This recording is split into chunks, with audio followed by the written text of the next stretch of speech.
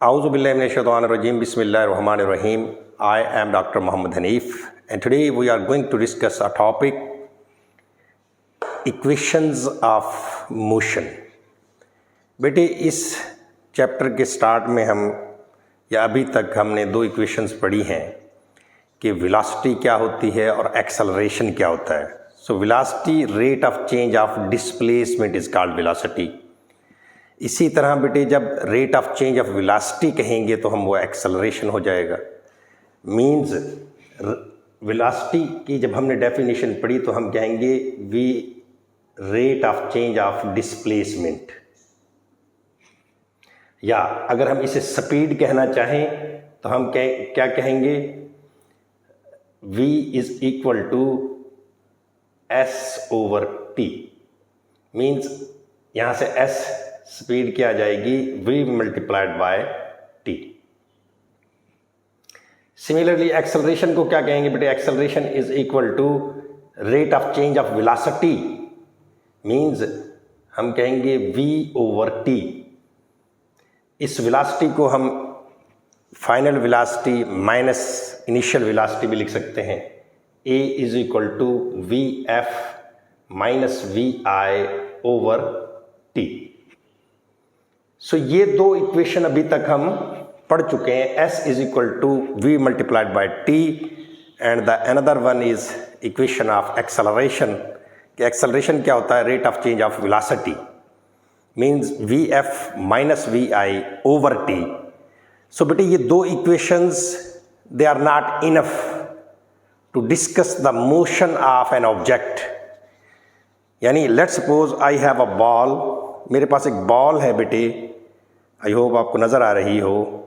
अगर मैं इसे वर्टिकली अपवर्ड थ्रो करूँ, वर्टिकली अपवर्ड थ्रो करूँ, या इस बॉल को मैं ऊपर से ड्रॉप कर दूं, तो इस बॉल की जो मोशन है इसको डिस्कस करने के लिए ये इक्वेशंस काफ़ी नहीं है. आप जानते हैं या आप जान जाएंगे कि फ्री फॉलिंग बॉडीज, एक बॉडी को मैंने ऊपर फेंका या एक बॉडी को ऊपर से ड्रॉप किया, तो उसकी मोशन के लिए हमें कुछ और इक्वेशंस की ज़रूरत पड़ती है.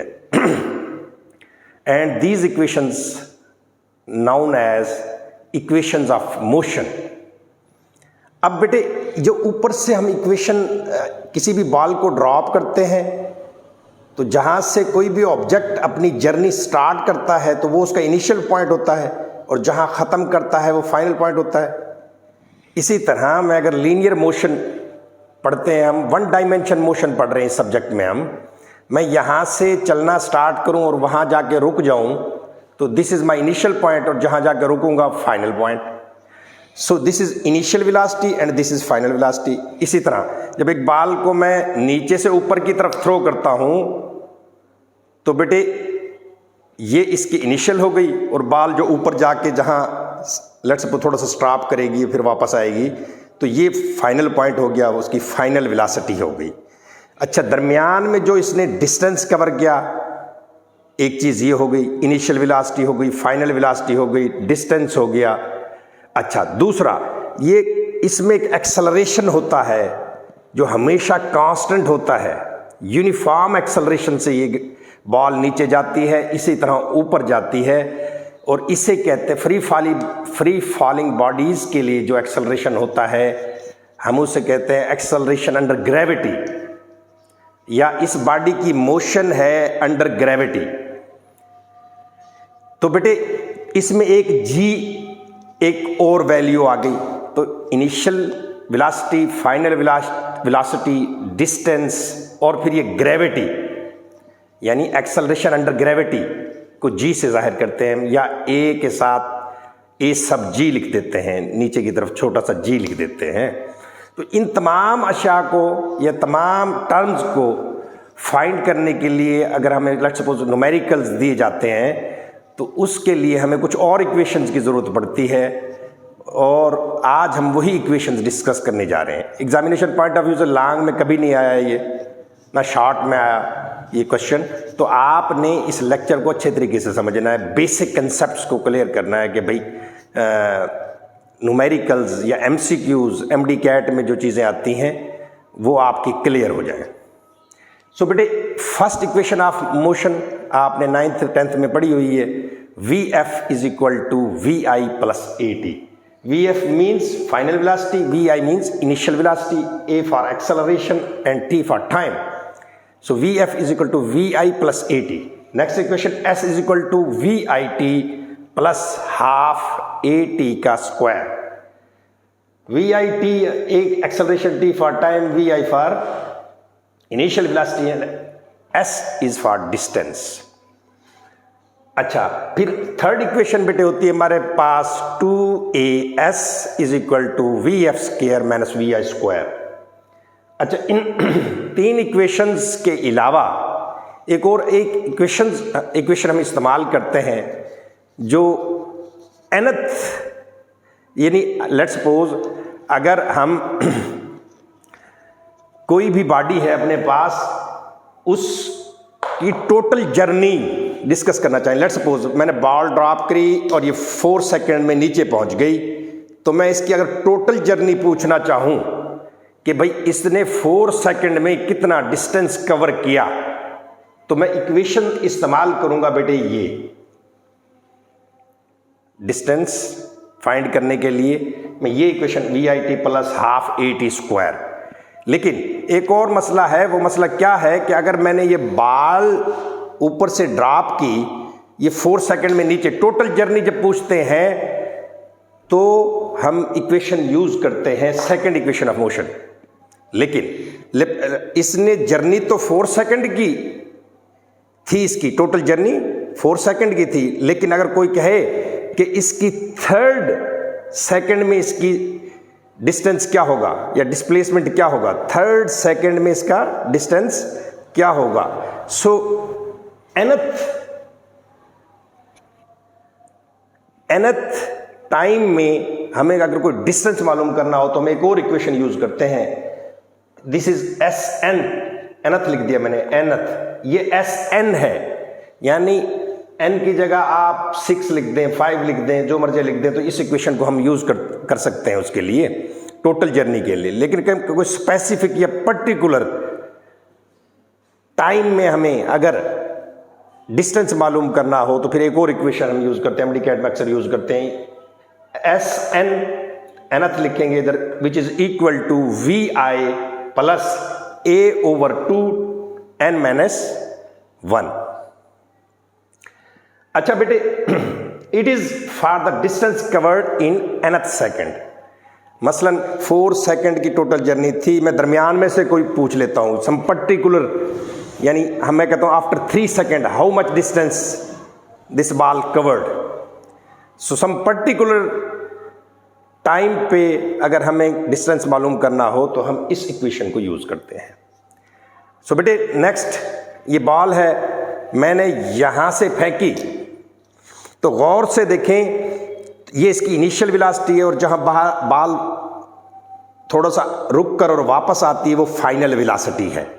चलें इस पिक्चर से आपको समझ आएगा, मैंने ड्रा की है बेटे, वी आई जब मैं बॉल को नीचे से ऊपर की तरफ थ्रो करता हूं तो इसकी वी आई कुछ ना कुछ होती है, इनिशियल वेलोसिटी कुछ ना कुछ होती है। आपने ये नहीं सोचना कि भाई देखो ये बॉल रेस्ट पे है तो वी आई इसकी 0 है, नहीं, हमने कुछ स्पीड से फेंका है इसे, यानी हमने इसके ऊपर फोर्स लगाई है ऊपर थ्रो करने के लिए, तो इसकी इनिशियल वेलोसिटी कुछ ना कुछ होगी।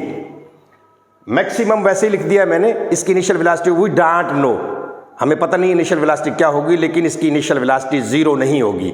जब बॉल को नीचे से ऊपर की तरफ फेंकते हैं तो इसकी इनिशियल वेलोसिटी 0 नहीं होगी, कुछ ना कुछ होगी। जैसे ही बॉल एंड पॉइंट पे आखिर ऊपर जाकर वापस आती है, जहां ऊपर जाके ये रुकती है, ये इसकी फाइनल वेलोसिटी हो गई और फाइनल वेलोसिटी इसकी 0 होगी। बॉल गई, देखो यहां जाके रुकी थी और फिर वापस आई थी, तो फाइनल वेलोसिटी क्या होगी? 0। सो बॉल को जब ऊपर फेंकें तो वी आई कुछ ना कुछ होगी, वी एफ क्या होगी? 0 होगी। लेकिन बॉल को जब मैं यहां से छोड़ता हूं, अब इसकी इनिशियल वेलोसिटी 0 है और फाइनल वेलोसिटी कुछ ना कुछ होगी। अच्छा, और रास्ते में जो डिस्टेंस कवर किया वो कुछ ना कुछ होगा। अच्छा, तो और जिस एक्सेलरेशन के थ्रू ये ऊपर जा रही है और नीचे आ रही है उसको एक्सेलरेशन अंडर ग्रेविटी कहते हैं। तो जी फॉर ग्रेविटी। तो इन तमाम चीज़ों को डिस्कस करने के लिए जो इक्वेशंस हम इस्तेमाल करते हैं वो they are known as equations of motion. I hope you guys got my point. दूसरा बेटे, ग्रेविटी जो है, कोई भी जिस्म अगर हम उसे छोड़ दें फ्री फॉल, तो एक फोर्स होती है जो नीचे की तरफ इसे खींचती है, और हर बॉडी को कांस्टेंट होती है वो फोर्स, उसे कहते हैं ग्रेविटी की फोर्स। यानी जमीन हर चीज को अपनी तरफ खींच रही है। So it is free falling bodies जो भी होते हैं उनमें प्यारे बेटे जो फोर्स उसे नीचे की तरफ खींच रही है, और लेट्स सपोज ये मैंने बात ऊपर फेंकी, अभी भी इसे कोई चीज नीचे की तरफ खींच रही है, इसलिए इसकी जाते जाते वेलोसिटी आहिस्ता होती है। और जब मैं बाल को छोड़ता हूं अब भी इसे ग्रेविटी अपनी तरफ खींच रही है। एक फोर्स है जिसे फोर्स ऑफ ग्रेविटी कहते हैं, वो उसको अपनी तरफ खींच रही है, तो इसलिए इसकी स्पीड बढ़ती है। सो ग्रेविटी प्यारे बेटे is a constant force for every object.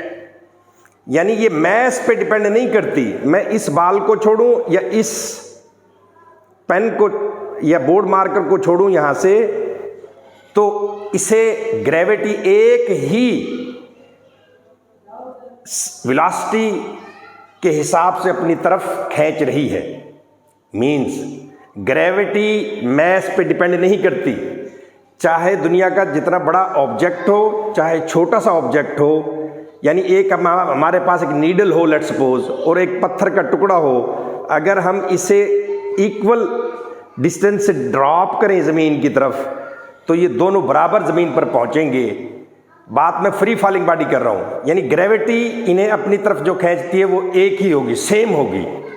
So gravity not depends upon message, gravity हमेशा कांस्टेंट होती है। इसकी वैल्यू होती है बेटे 9.8 metre per second square, 9.8 metre per second square, या अप्रॉक्सीमेटली 10 भी कहते हैं इसे हम। सो जी की वैल्यू क्या होती है बेटे 9.8 मीटर पर सेकंड स्क्वायर। सो ग्रेविटी हर जिस्म को अपनी तरफ 10 मीटर पर सेकंड स्क्वायर के हिसाब से खींच रही होती है। अभी 10 मीटर पर सेकंड स्क्वायर का मतलब क्या है? अगर मीटर पर सेकंड स्क्वायर को हम metre per second over second लिख दें तो इसका मतलब यह है कि हर सेकंड में जो फासला कवर करती है बॉडी, लेट्स सपोज यहां से मैं ड्रॉप करता हूं बॉडी को, तो एक सेकंड के बाद इसकी स्पीड में 10 मीटर पर सेकंड इजाफा हो जाएगा, या 9.8 मीटर पर सेकंड स्क्वायर इजाफा हो जाएगा। यानी मतलब ये पर सेकंड जो हर चीज में हम कह रहे थे रेट ऑफ चेंज ऑफ कहते हैं हम, यानी ओवर हमेशा टाइम को ओवर एस होता है। सो ये हर सेकंड के बाद क्या करेगी?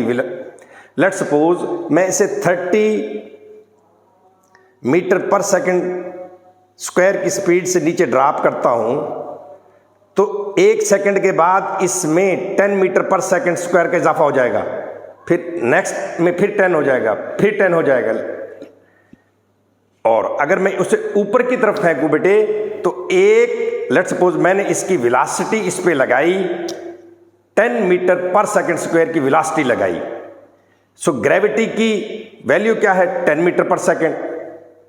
सो एक सेकंड के बाद उस जो 10 की हमने वेलोसिटी से इस बाल को फेंका था, एक सेकंड के बाद 20 हो जाएगी, 2 सेकंड के बाद 30, 3 सेकंड के बाद 40 हो जाएगी। सो हर सेकंड के बाद उसमें 10 मीटर पर सेकंड स्क्वायर का इजाफा होगा। अब आप कंफ्यूज हो गए होंगे, अगेन मैं समझाता हूं कि ग्रेविटी हमेशा पॉजिटिव होती है नीचे की तरफ, यानी ये देखिए मैंने लिखा हुआ है कि अगर मैं बाल को यहां से ड्रॉप करूं तो अब ग्रेविटी पॉजिटिव होगी। पॉजिटिव क्या मतलब कि इसकी स्पीड में इजाफा होगा, तो 1 सेकंड बाद इसकी स्पीड में 10 का इजाफा हो जाएगा, फिर 2 सेकंड बाद 20 का, फिर 3 सेकंड बाद 30 का, 4 सेकंड के बाद 40 का। लेकिन जब मैं बॉडी को ऊपर फेंकता हूं तो इसकी वेलोसिटी में कमी हो जाती है, हर सेकंड में 10 मीटर पर सेकंड कमी हो जाएगी। इसको फेंका मैंने यहां से 10, लेट्स सपोज इसकी वेलोसिटी थी 40 मीटर पर सेकंड, तो आफ्टर 1 सेकंड 30 हो जाएगी, फिर आफ्टर 2 सेकंड 20 हो जाएगी, आफ्टर 3 सेकंड 10 हो जाएगी। सो सिर्फ छोटी सी बात प्लीज ध्यान से सुनिएगा कि जब बॉडी ऊपर से नीचे जाए तो ग्रेविटी में इजाफा होता है और हर सेकंड में 10 इजाफा हो जाता है, और बॉडी जब नीचे से ऊपर की तरफ फेंकें तो इसकी ग्रेविटी क्योंकि ऊपर की तरफ नेगेटिव कहलाएगी, तो और दूसरा देखें इसकी जब ऊपर फेंकते हैं तो इसकी स्पीड स्लो होती है हर सेकंड बाद, तो मतलब जितनी वेलोसिटी से फेंकेंगे हम बॉडी को ऊपर की तरफ, उसमें हर सेकंड बाद 10 की कमी हो जाएगी। सो 40 मीटर पर सेकंड से बाल को मैं फेंकता हूं वेलोसिटी से, तो 1 सेकंड बाद 30 हो जाएगी, 2 सेकंड बाद 20, 3 सेकंड बाद 10 हो जाएगी। यानी अंडर ग्रेविटी जब बाल को हम ऊपर की तरफ फेंकें तो ग्रेविटी नेगेटिव होगी, तो ग्रेविटी बेटे क्या होगी? नेगेटिव। और बाल को जब हम नीचे की तरफ फेंकें तो ग्रेविटी पॉजिटिव होगी। जी प्यारे बेटे, आपको ग्रेविटी का आई होप समझ आ गई होगी गैविटी की, कि ग्रेविटी होती क्या है असल। इट इज़ एक्सेलरेशन को हम ग्रेविटी कहते हैं। तो फ्री फॉलिंग बॉडीज़ के लिए हम जो एक्सेलरेशन यूज़ करते हैं उसे हम एक्सेलरेशन ड्यू टू ग्रेविटी कहते हैं या अंडर ग्रेविटी कहते हैं। इस ऑब्जेक्ट की मोशन को जो हम ऊपर से नीचे गिरा रहे हैं, नीचे से ऊपर फेंक रहे हैं, इसको मोशन अंडर ग्रेविटी कहते हैं। सो बेटे, free falling objects move with constant acceleration. जो फ्री फॉलिंग ऑब्जेक्ट्स होते हैं they move with constant acceleration. उस कांस्टेंट एक्सेलरेशन को हम एक्सेलरेशन ड्यू टू ग्रेविटी कहते हैं, called gravitational acceleration. It is denoted by G और ए सब जी। इंग्लिश में क्या पढ़ते हैं? ए सब जी, यानी ए के नीचे हमने जी लगा दिया। So its value 9.8 metre per second square, या अप्रॉक्सीमेटली ज़्यादातर मैथमेटिशियन और फिजिसिस्ट ये बेटे 10 लेते हैं इसकी वैल्यू, 10 metre per second square. So if अगर ए आपके पास acceleration 5 metre per second square हो, then object increases its speed और velocity 5 metre per second at every second. वो कह रहा है कि अगर एक ऑब्जेक्ट को हम 5 मीटर पर सेकंड की स्पीड से ऊपर से ड्रॉप करें तो हर सेकंड में 5 इंक्रीज कर जाएगा। ये इट विल इंक्रीज 10 इंक्रीज कर जाएगा, यानी इसकी स्पीड में कितना इजाफा होगा? 10 metre per second. So then object increases its speed और velocity 10 metre per second at every second. यानी किसी भी ऑब्जेक्ट को हम अगर यहाँ से ड्रॉप करें तो 1 सेकंड के बाद इसमें इजाफा हो जाएगा कितना? 10 मीटर पर सेकंड। वो ग्रेविटेशनल वैल्यू है जो। फिर उसके बाद दूसरे सेकंड के बाद फिर और इजाफा हो जाएगा 10 का, फिर और इजाफा हो जाएगा 10 का। इसी तरह जब मैं नीचे से फेंकता हूँ तो 10 की कमी होगी हर सेकंड बाद। इसी ही अगर एक्सेलरेशन किसी भी बॉडी का है 5 मीटर पर सेकंड स्क्वायर, तो जैसे ऊपर की तरफ मैं फेंकूं इसमें तो हर सेकंड बाद इसमें कमी होगी और वो ग्रेविटेशनल एक्सेलरेशन की कमी होगी, 10 की कमी होगी। सो बेटे, अब यही जो इक्वेशन हमने पढ़ी थी, अगर फ्री फॉलिंग बॉडीज के लिए हम इन इक्वेशन को देखें तो हम एक्सेलरेशन की जगह g लिख देंगे और s की जगह h लिख देंगे, क्योंकि अब ये हाइट कहलाएगी। ऊपर से नीचे की तरफ हाइट कहते हैं ना, डिस्टेंस को h से जाहिर कर दें। और एक्सेलरेशन को g से जाहिर कर दें। So these all three equations will change. क्या हम Vf is equal to Vi plus GT बन जाएगा अगर फ्री फॉलिंग बॉडीज के लिए मैं इन इक्वेशंस को लूँ। S की जगह हम H लिख देंगे, S की जगह क्या लिख देंगे H कह दें आप VIT plus half GT square. इसी तरह बेटे 2GS is equal to VF square नफी VI square. So this is all about today's lecture. I hope you guys understand this lecture. आपको अच्छा छोटी सी दो चार बातें और रह गई हैं कि ये मैसेज पे डिपेंड नहीं करती, ग्रेविटी किसी भी ऑब्जेक्ट के मैस पे डिपेंड नहीं करती। ये हर ऑब्जेक्ट को 9.8 मीटर पर सेकंड स्क्वायर से अपनी तरफ अट्रैक्ट करती है, खींचती है। नंबर 2, ग्रेविटी ऊपर की तरफ नेगेटिव होगी और नीचे की तरफ पॉजिटिव होगी। अच्छा जमीन है अपने पास, ये अर्थ है, लेट सपोज इसे अर्थ कंसीडर कर लें, तो इसके पोल पे मैक्सिमम होती है ग्रेविटी। और जैसे बेटे अंदर इसके डेप्थ में जाते जाएं, जमीन के डेप्थ में जाएं, तो इसके सेंटर पे, अर्थ के सेंटर पे G0 होती है। अर्थ के सेंटर पे ग्रेविटी क्या होती है बेटे? 0 होती है। और दूसरा बेटे जब ग्रेविटी 0 है तो वेट भी 0 होगा। तो यानी ज़मीन के अगर सेंटर पे जाके हम किसी चीज़ को तोलें तो उसका वेट क्या होगा? 0। वजह ग्रेविटी 0 है। W is equal to mg। जब G 0 हो गया तो W भी 0 हो गया। सो ये बेटे आज का लेक्चर था, आपको इंशाल्लाह समझ आ गया होगा। If you have any issue let me know. खुश रहें, आबाद रहें, शाद रहें और लाइक कर दें, सब्सक्राइब कर दें और ज़्यादा से ज़्यादा मेरी वीडियो को शेयर करें। अल्लाह आपको खुश रखे। अल्लाह हाफिज़।